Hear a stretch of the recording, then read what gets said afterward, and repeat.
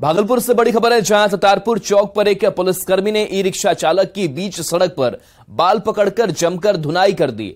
दरअसल पुलिस और e rickshaw चालक के बीच पार्किंग को लेकर बहस हो गई थी, जिसके बाद पुलिस वाले ने ई रिक्शा चालक को बीच सड़क पर पीट दिया। वीडियो में साफ देखा जा सकता है कि किस तरह से ततारपुर थाना के दारोगा और ई रिक्शा चालक के बीच सड़क पर किस तरह से हाथापाई हो रही है। वहीं हंगामा बढ़ता देख चौक पर सैकड़ों लोगों की भीड़ जमा हो गई।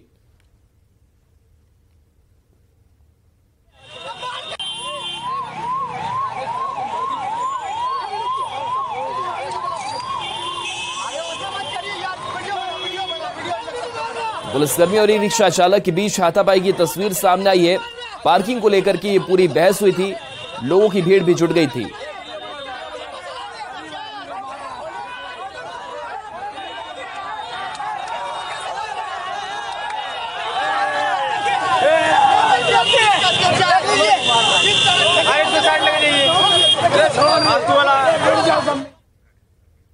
खबर भोजपुर से है, जहां दानापुर रेलखंड के बिया में डाउन लाइन पर आ रही संघमित्रा एक्सप्रेस का इंजन फेल हो जाने से अफरा तफरी का माहौल हो गया।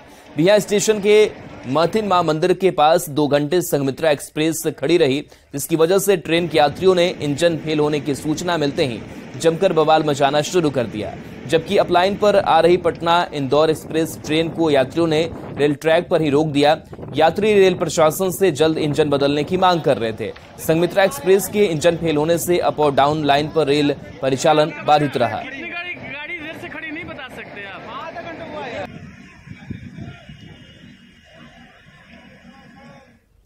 बिहार झारखंड के लोगों को पहली वंदे भारत ट्रेन की सौगात आज से मिलने जा रही है। प्रधानमंत्री नरेंद्र मोदी ट्रेन को हरी झंडी दिखाकर रवाना करेंगे।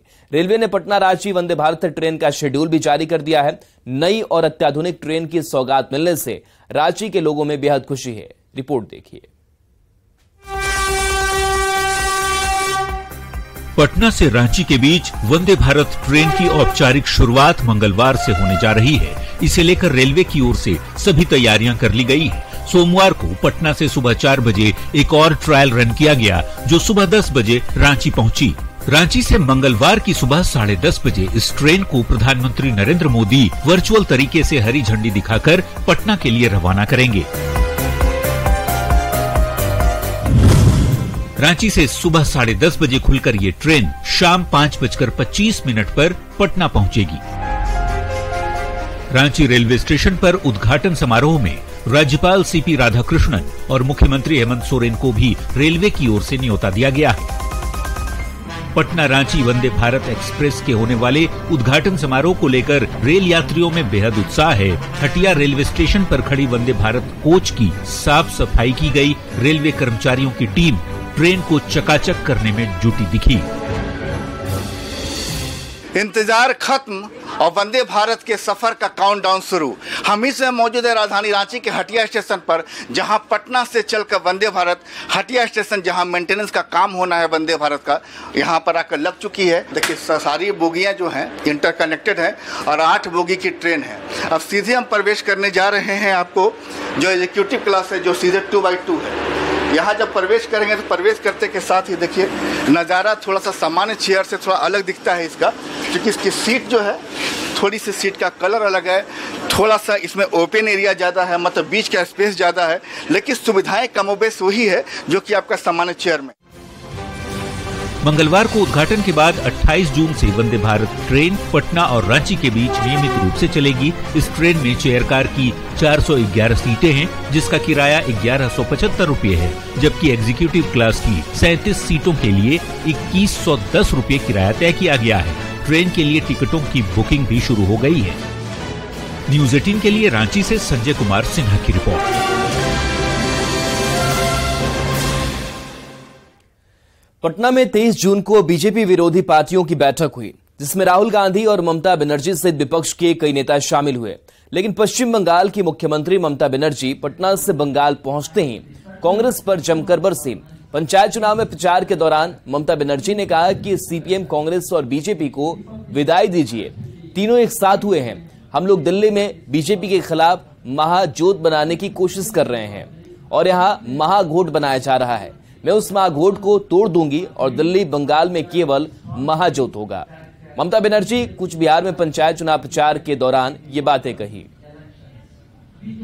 কংগ্রেস বিজেপিকে বিদায় দিন, তিনটে একজোট হয়েছে। আমরা দিল্লিতে চেষ্টা করছি বিজেপির বিরুদ্ধে মহাজোট করবার জন্য, আর এরা কালো আমায় গালাগালি দিচ্ছে মহাঘোট করবে। মহাঘোট আমি ভেঙে দেবো, মহাজোটই হবে দিল্লিতে, আর বাংলারটা আমরা করব। वहीं पश्चिम बंगाल की मुख्यमंत्री ममता बनर्जी के इस बयान पर बिहार में राजनीतिक बयानबाजी तेज हो गई है। महागठबंधन के नेता जहां इसे सिर्फ बंगाल में पंचायत चुनाव से जोड़कर देख रहे हैं, तो बीजेपी विपक्षी एकजुटता के दावे पर तंज कस रही है। सब लिट्टी चोखा खाने आए थे, गुलाब जामुन खाने आए थे, राहुल गांधी की शादी की बात करने आए थे, इससे ज्यादा कुछ नहीं है। एकदम बेफिक्र रहिए। देश का सबसे बड़ा नेता आदरणीय नरेंद्र मोदी जी इस देश को संभाल रहे हैं और आगे भी संभालते रहेंगे। देखिए, अभी जिस गठबंधन की बात चल रही है वो राष्ट्रीय स्तर पर चल रही है और इसका मकसद भी अलग है। इसका मकसद विधानसभा चुनाव में उतरना नहीं है। इसका मकसद है केंद्र से उस सरकार को हटा देना जिसने चीन को हमारी भूमि सौंप दी, जिसने पुलवामा में हमारे जवानों की पता नहीं किस तरह से हत्या करवा दी, जिसने हमारे देश के टुकड़े टुकड़े किए और बेचे, जिसने अपने पूंजीपति मित्रों से हमारा देश लुटवाया और उन्हें ले जाकर विदेशों में बसाया। तरीके से चुनाव प्रचार करते हैं और हर मामले को और हर मुद्दे को विपक्षी दलों की एका से जोड़ने का कोई मतलब नहीं रह जाता है। चूंकि जब सभी दल और सभी नेता इस बात पर सहमत हैं कि किसी भी स्थिति और परिस्थिति में एकजुट होकर के मुद्दों के आधार पर भारतीय जनता पार्टी के खिलाफ और केंद्र सरकार के खिलाफ आगे बढ़ने का काम करेंगे। बंगाल में हो रहे पंचायत चुनाव को और देश में 2024 में होने वाले लोकसभा के चुनाव को जोड़कर देखा जाना कहीं से भी उचित नहीं है। इस पंचायत चुनाव में वहां सभी पार्टियां चुनाव लड़ रही हैं, मजबूती से एक दूसरे के खिलाफ लड़ रही हैं। 2024 के लिए विपक्ष के सभी दल एकजुट हो रहे हैं, आगे की रणनीति तैयार हो रही है। गृह मंत्री अमित शाह की लखीसराय में 29 जून को होने वाली रैली के लिए बीजेपी ने पूरी ताकत झोंक दी है।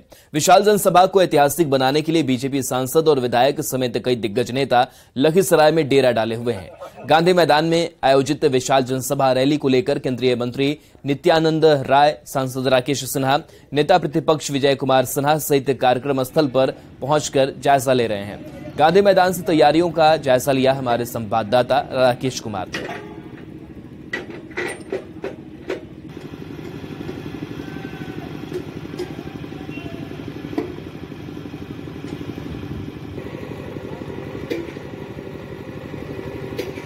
वहाँ पे उनका कार्यक्रम है। उसके बाद उनको मुख्य सभा स्थल गांधी मैदान में आना है।